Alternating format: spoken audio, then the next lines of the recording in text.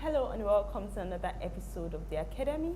On today's episode, I have a very interesting guest with me. It's the co-founder of Wilson's Juice, Mr. Seyi Abolaji. It's great to have you with us on the Academy. It's a pleasure to be here. All right, so could you share with us about Wilson's Juice as well as how it was founded? Wilson's was founded on a very simple premise. We were trying to find fresh squeezed orange juice. Okay. And the things people were calling juice, we beg to differ. So we couldn't find real orange juice. Okay. So we decided, I used to play professional football, soccer. Okay. My brother was playing basketball at university. And we wanted to keep fit, maintain a healthy lifestyle. And it was hard to do this with the hectic pace and everything going on here. So a simple thing like orange juice we couldn't find. So we just saw that little opportunity. So we started with about 2,000 naira, a plastic juicer, and a bag of oranges. And we're not far from Covenant University here. So we rented a little kiosk there. We couldn't pay for our first month's rent, so they let us pay at the end of the month. So with about 2,000 naira, started fresh squeezed juices and smoothies. But when did it start? When did Wilson's Juice start? Well, so Wilson's Juice is a bit of a funny story. Wilson's Juice was registered March 2015. That right? was Just a couple weeks ago, a couple months ago. But we started the company really in 2009, 2010. Okay. So you see on all our things, we say established 2010. So when we said we established this company, we established the day that we decided to put the juice in a bottle. Okay. That was our founding date. Whatever we called it then, I don't know what we called it, like Flourish Juice or Awesome Juice or something, I don't know. But so we were doing this lemonade in the cup. Okay. So I was based here. My brother would be coming in and out from the U.S. Okay. And one evening he saw us, the students on campus. Our table was maybe a little bit bigger than the space we had. Maybe about 50, 60 students just shoving money in our faces. That's my cup of lemonade. He just saw the rush and he was like, hey, what are you guys doing? At the end of the night, we felt good, counting money. And he was like, there's a better way to do this. Why don't I just put this thing in a bottle and I just cut out a little bit of the stress. So that night we went around, we picked up old bottles on the floor. We went home, we washed them. They were clean. So they're very clean. We washed them and then we put our lemonade in a bottle. Okay. And the next day we sold 2 bottles of lemonade. And everybody working with us at the time was saying, I know, just nobody wants them in the bottles, doesn't do this. But that's when our eyes really opened to, wow, this could really be a big business. This could really be a big business. All right, so it's been from 2010 till now, about 4 years, 5 years. Yeah, 5 years now. And have there been any challenges you've encountered and how have you been able to overcome them? Challenges, up until this morning, there's always challenges. There's always challenges. I think the overcoming them is just a mind frame. So very, very early on, I'm not sure what our parents did to us. Okay. That actually, I am pretty sure. So we moved to the U.S. when we were really, really young. Okay. And at that time, racism was just, it is pretty much still rampant, but it was even more so back then. And, we'd come back from school and we'd be say, the teacher doesn't like me or this one, that one. And mom and dad always said, and so, right? That's no excuse not to excel. And what they, inculcated us from a very young age was, because you're different, that means you're gonna have to work twice as hard to even have a chance to catch up. And then you're gonna have to even put in more work to be able to excel. And, so we were always, we're straight A students, top of our class, from maybe the second year when we went to the US. The first year we were trying to give mom and dad excuses, and they just made it very clear that they wouldn't accept any excuses. And so that thing with school is the same thing we applied to sports. It's the same thing we applied to this business. That, even before we came back, everybody was telling us how I came to visit, and it's like, sorry. And everybody our age, all our cohorts, just kept on saying sorry. Like the light, sorry, police, sorry, this, sorry. And I think it's from how my parents, brought us up that when they were saying sorry, that was like excuse. And in my head, I was fighting back, just instinctively against, okay, there's no excuse. And so then I was seeing, wow, all these sorries means there's great opportunities. All these sorries mean there's great opportunities. And so how have you been able to overcome all these challenges? We have no option but to overcome. That's just a mindset we've had. So with 2,000 Naira, we weren't supposed to be here today. I think there's maybe 20 something people in the factory now. We have a sales team out.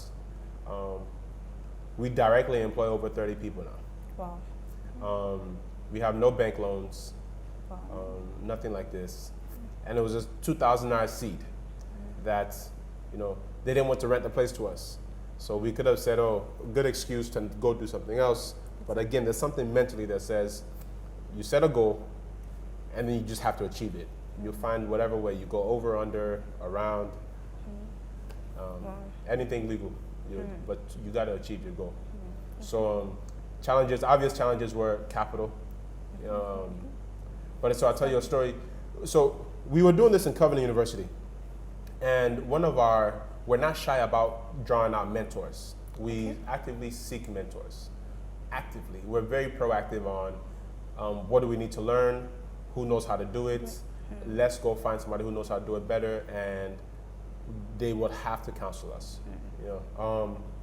So I sought out a mentor that's very close to us. Her name is Baker. She has a nice company, does a lot of beverages. Okay.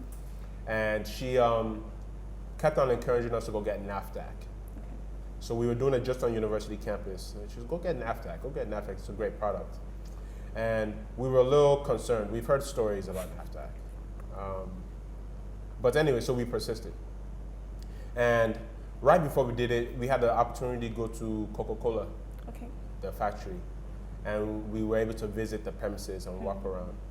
And I remember asking from the production manager, QC, plant manager, guys on the line, ladies around there, wow, if you wanted to do something like this, how would you do it? Exactly.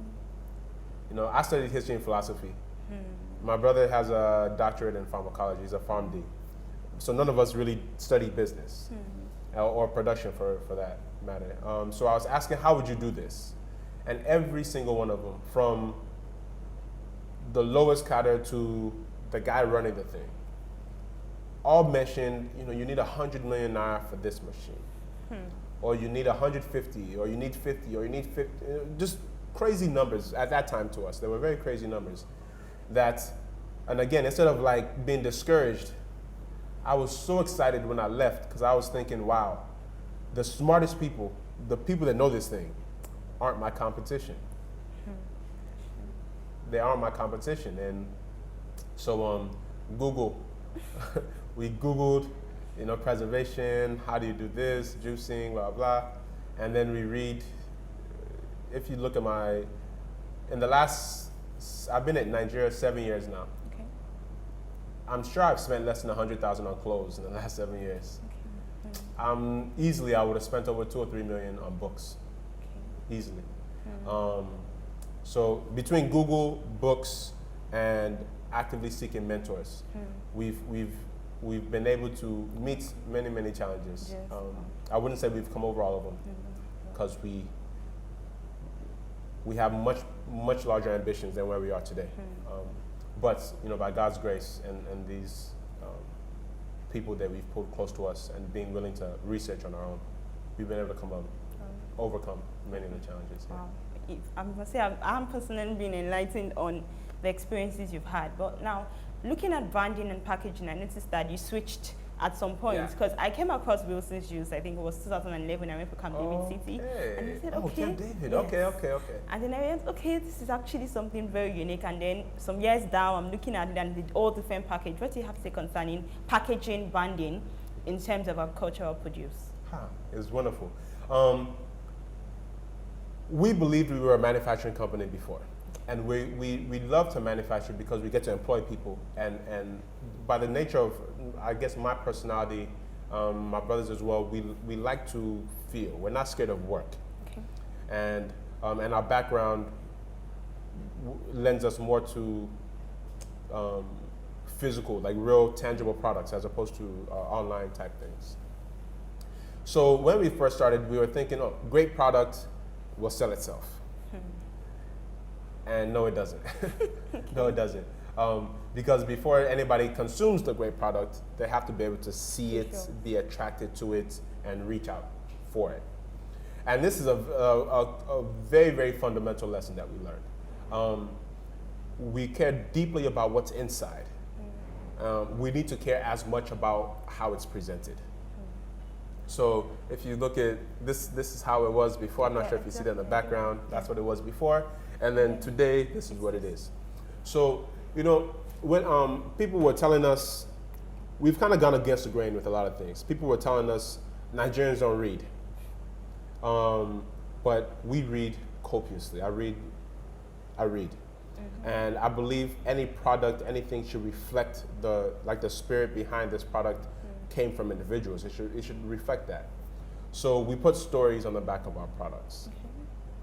One, none of us are necessarily suit and tie guys. None of us are really, really flashy. Neither of us are really, really flashy. So we didn't want a product that was just loud and screaming and almost distracting. So we wanted something very simple, very elegant, but also could attract people's eyes. So we went from our original packaging, which was, this is who we are, you're gonna like us or not, to a packaging that says, this is who we are, how are we gonna communicate to you to like us, right? So one was very much from the outside in and projecting out, what we think about and how we think about marketing and packaging. Now it's definitely from the inside out.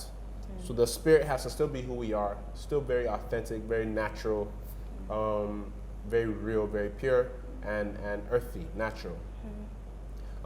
But natural doesn't mean dull, doesn't mean bland.